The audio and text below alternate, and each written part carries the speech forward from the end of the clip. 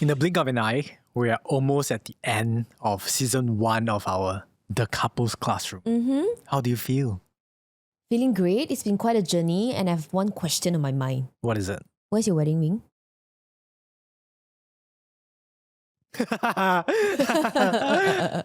Where's my wedding ring? One app people ask, are they experiencing some problems in their relationship? Be right back, guys. Be right back. I'm back. All right. So how do you feel about the whole season so far? I would say it's been a roller coaster ride. A lot of good and the bad. And I feel like I've always wanted to host a podcast. Yep. Right? And yeah, we talked about it. It's one of our dreams I too. remember Dennison and I, while we were on another show called The 隐形日记, right? Where we travel every month. But whenever the girls, they will be over there talking about their lipstick, their bags and whatnot. Dennison and I, we will be talking about content. We will be talking about YouTubers, about everything. And then we're just thinking about, hey, what if we were to do a podcast? And Dennison asked me, hey, if we were to do a podcast, what would you like to talk about? And I realized something I'm really interested in. I had this hunger and thirst for relationship. Because I always feel like there are so many things to learn when it comes to relationship. And then we decided to create the Couples Classroom podcast. And now we are at the end, almost at the end of the season. It's really funny because I feel like we've gained so many new friends, strangers that we don't even know, we haven't even met in real life, just through, journeying through the episodes of the Couples Classroom. People walk up to us on the streets and say, hey, I listened to you guys. And people DM us telling me, I experienced the exact same thing in my relationship, and it's so wild that someone else is experiencing the same thing. Correct. Because they had thought that their experience is super niche, and then they realized it's not at all. Many couples face the same thing. And I just feel that sense of connection with our followers. Yep. I don't think we started a podcast. We just gave people the permission to admit that they have been in the same arguments for the past 30, 40 years of their lives. Or experiencing the same things as we have. Yes. So, yes, right here we are super thankful for all of your support. And let's begin this episode by talking about what we've been thinking about throughout the entire season, shall we? Hey, my name is James. And hi, I'm Hazel. Welcome back to The Couples Couples Classroom. Counting down the days till we say I do. Hi guys. Hey, Dan. Hi, PD Denn. What's up?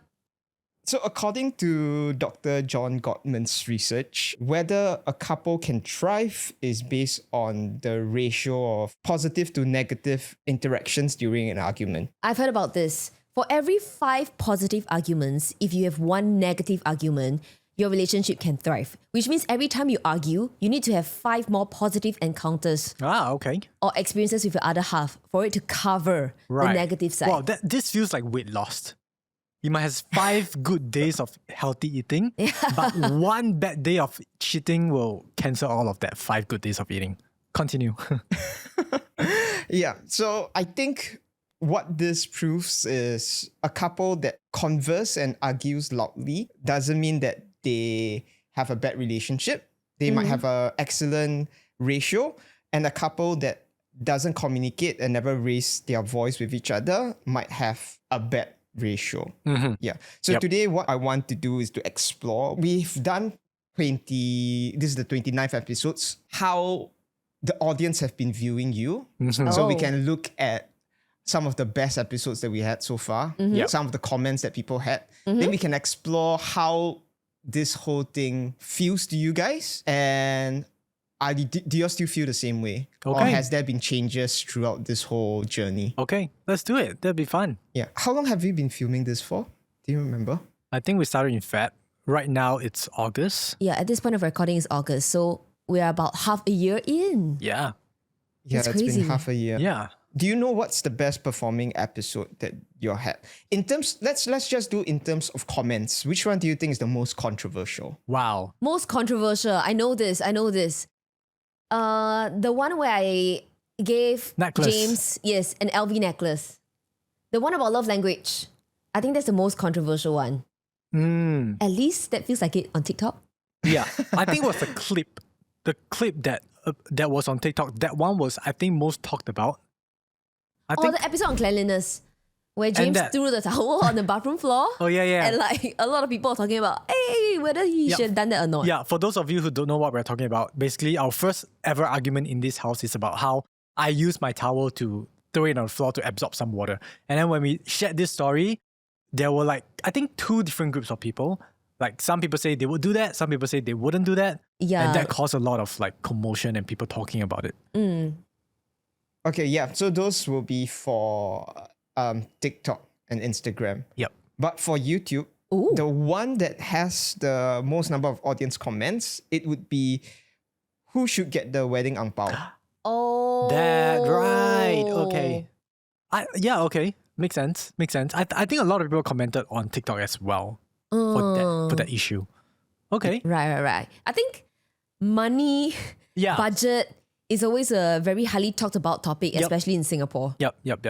Some of the controversy from that episode stems from the fact that who gets what and who puts in what. I think when James in the episode, he mentioned that he doesn't have a lot of friends, people automatically assume that he has very little tables. Yeah, very little tables that's catered to him. So he will get very little ang paos because you all were talking about how the ang paos is going to be split and everything. Yeah. So what was the decision that y'all came to at the end? So in the end, we put in everything 50-50, but we also split the ang pao 50-50.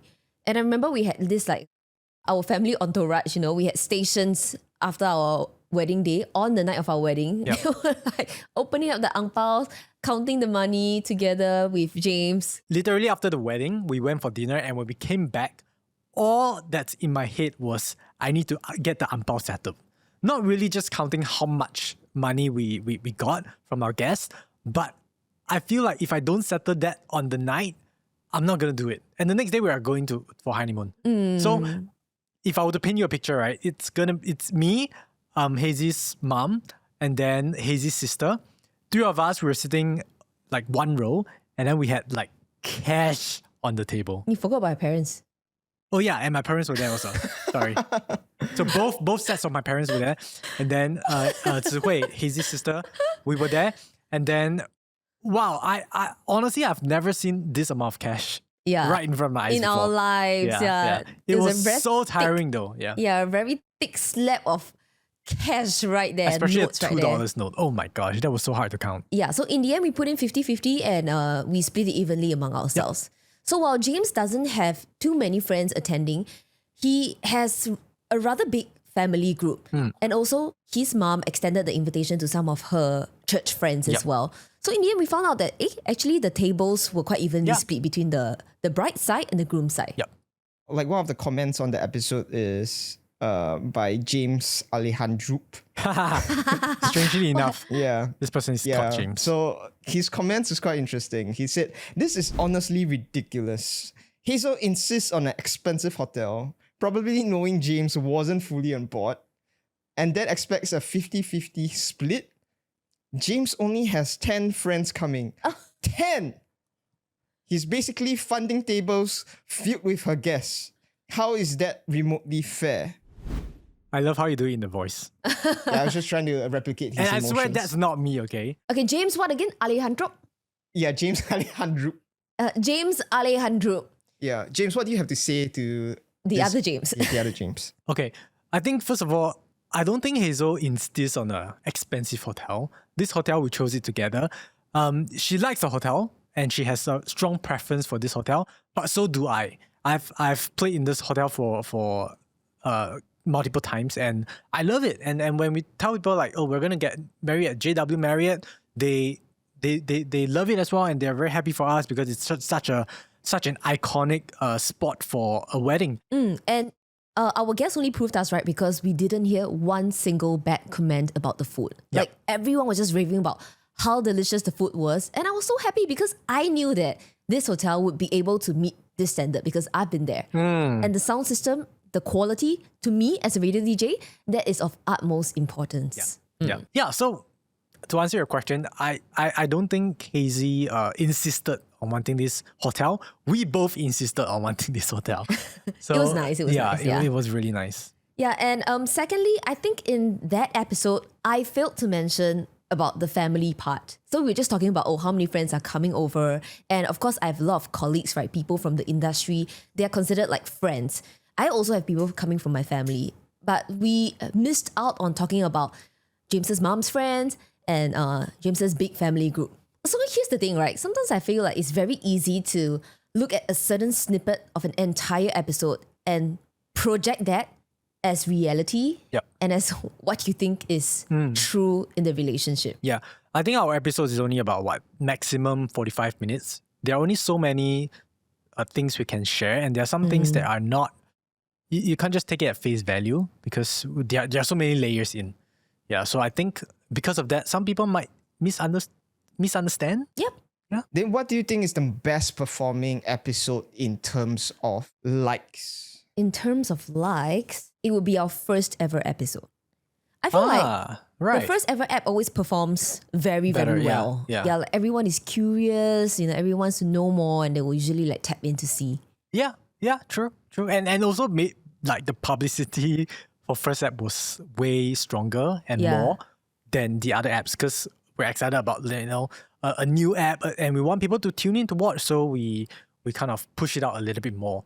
But if I were to take my guess, I would say it's either the episode with our moms. Oh, yeah? Or Evelyn Tan, the veteran actress. Right. Yeah, because she gave such good insights about her own relationship. Yeah, so James is partially right. It's one of the moms episode. Oh.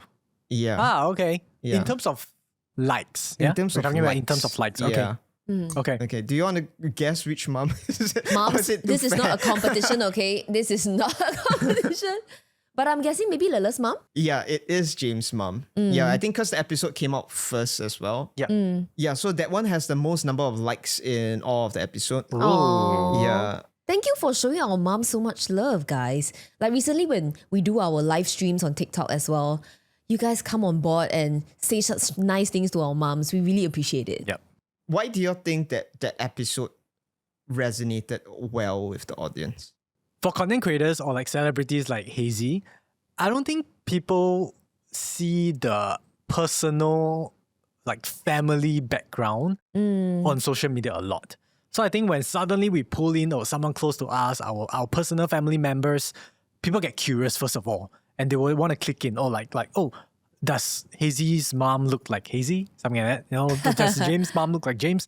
So like first off, they will just click it. Like whatever the content is, I think that's afterwards. But then also, of course, the content that my parents shared about our upbringing, I think that resonated with a lot of audience as well. I think both the moms episode performed very well because they showed a lot of love to us. Yep. And I feel like it was just a very heartwarming thing to watch, to listen to. We enjoyed listening to the episode ourselves. Yeah. So yeah, once again, thank you. Like if Lisa were to bring in her mom, oh my gosh, I would totally I don't watch care it. what they talk about. They can talking about like plants or like shoes. I would click in and watch. Yeah, up for context, Hazel's mom is the third best performing episode. Let's go. Yeah. Okay, so behind first episode. Yeah. is Lala's mom. Yep. Second is Evelyn Tan. No, second is episode 1. Oh, wow. So in first place, we have the episode with James's Yay. mom, Auntie Jean. And in second place, we have, I was right about this, the very first episode of the Couples Classroom. Yay. And in third place, trailing very closely behind, we have the episode with Auntie Reid, which Let's is my go. mom. What about the worst performing app? Ooh, okay, let me pull out that number. Oh my God, do we want to know that? Okay, so the current worst performing episode is episode 25.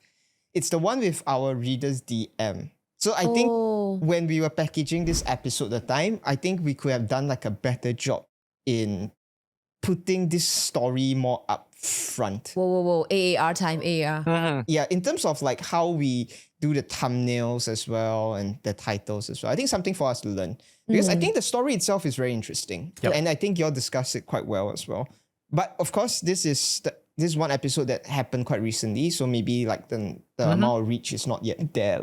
Yeah. I mean, if you're watching this episode, once you're done with this, just go and click on the other one, so that it's to pull up the algorithm a little bit. I just really want to thank our viewers for trusting us with that story. Yeah. Alice and Yeah. Bobby, am I right?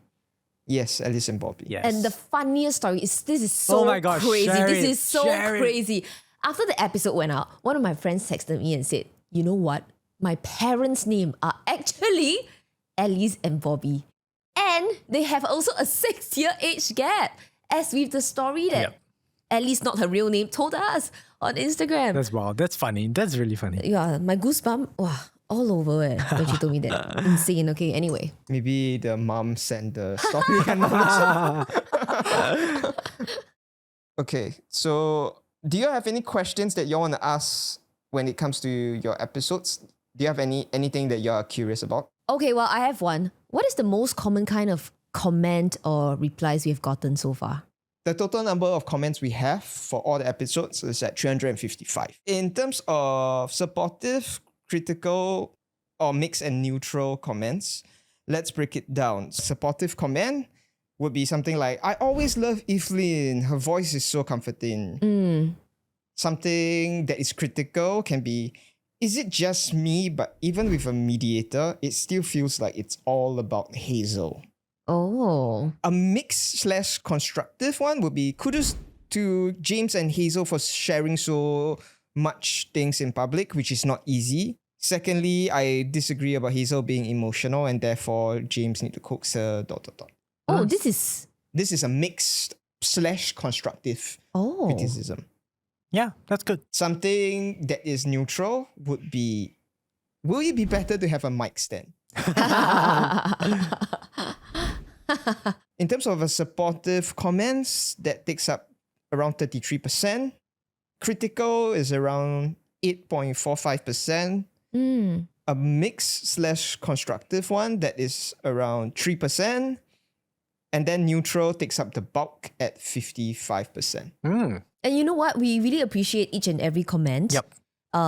If they are constructive, they help us become better storytellers, Yes. better podcasters in time to come. And I think this is very useful for our line of work. Yeah. I also got ChatGPT to break down the episodes into different topics. And then we can see which topic performed the best so far. Okay. So the topic groups are family, faith, and parenting, Oh, okay.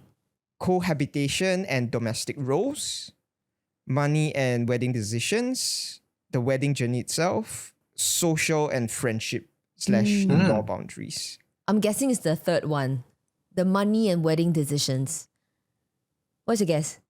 I'm thinking money. It's a topic that I would personally pick as well. Like when I see YouTube thumbnails or like titles, I'm curious about that because it's not spoken to a lot.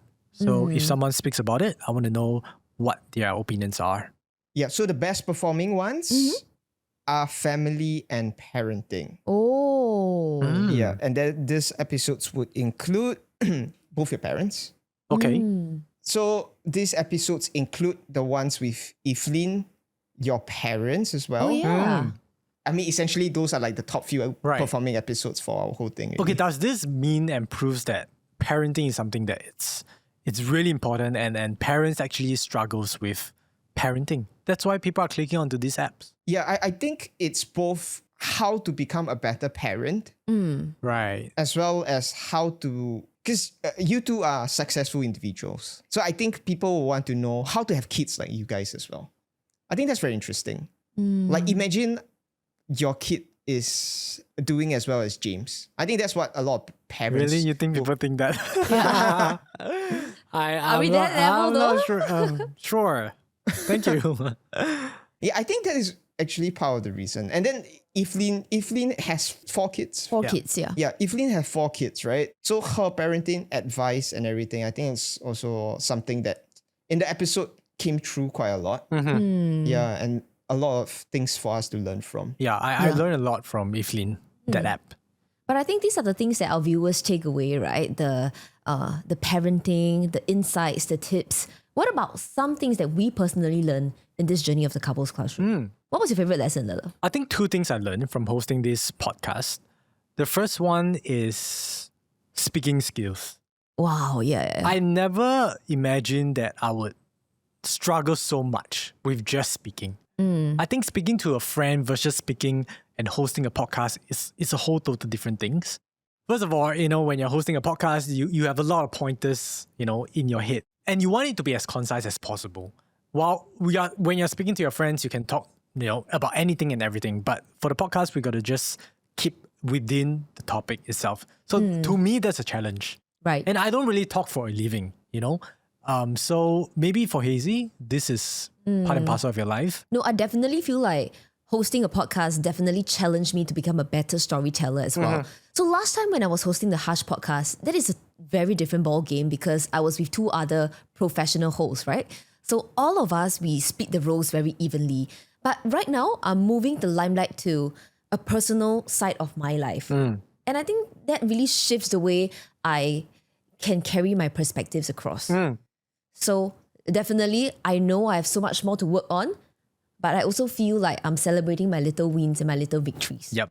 One thing I realized after hosting this podcast is how important speaking is. Right. When I was younger, or if you are watching and you are in school, you probably don't realize how important a speaking skill is. Like I remember when I was younger, like English class, I don't really listen. And I always tell myself, like, what's the use of all this? Like, what's the use of comprehension? What's the use of oral? And then now that I'm a little bit older, I realized, oh my gosh, these are skills that they are so important and serves me really well if you want to be a content creator. Because I think being a content creator is not just about how good you are at your craft, but how good you are at articulating your craft. I beg to differ. I think no matter in what line, good speaking skills are very important. And it's easily half the battle won. Not just if you want to be a content creator, if you want to be a lawyer, a doctor, a teacher, a pop singer, you need good skills to market yourself, to communicate your ideas across. Secondly, I feel like this podcast has taught me that knowing relationship theories doesn't necessarily make you good at being in a relationship. Ah, okay. We've invited so many guests on board, right? We have a gynae, we have a couples counselor, we have a pregnant mom to be, now already a mom. Kaylee, we love you so much. With all the insights that they have shared, and of course, all the online comments, sharing so much with us, I feel like I've learned so much in theory. But in practical, I'm still learning how to be a better wife every day. I'm still learning how to keep my calm when, for example, he just finished using the toilet and he forgets right away to have to flush the toilet. That just happened this morning, by the way. I'm still learning how to be, peaceful, calm, no point being angry. It really is a lesson. And I will always appreciate Lala when he gently reminds me that I've told him many times, my motto is to be a beautiful, understanding wife. So thank you for that. You're welcome, my love. Thank you for saying that. Okay, so is there any episodes or topics that y'all like to talk about if we ever have a season 2? Wow, if we ever have a season 2, I think I'm ready to move into the parenting realm of things.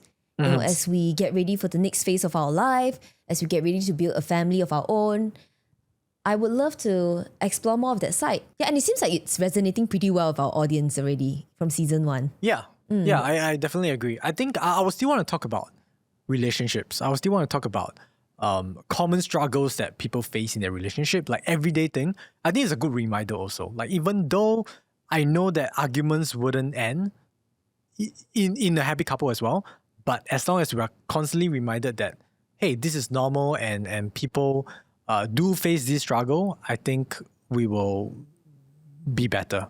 Yeah, I think I like what James said. It's a reminder that everyone faces the same struggles. Right. And then by voicing it out and by talking it among friends and we listen to podcasts, I think it's a very good sort of release. Yeah. And then you can resonate your story with other people. I think that's a very good point that James brought up. Yeah. I personally would like to hear more stories from our audience. Mm-hmm. Yeah. And I also would like to see more older couples to come onto the show. Right. Ooh. Yeah. I feel that like would be there's a fun. lot of things that we can learn from older couples. Yeah, be it whether they have kids, they don't have kids, why they made those decisions, how are they living their life now? Like an older couple with no kids, are they enjoying their life? Right. Do they regret their decision? James is an aunt who has no kids. They travel like every year. Do I?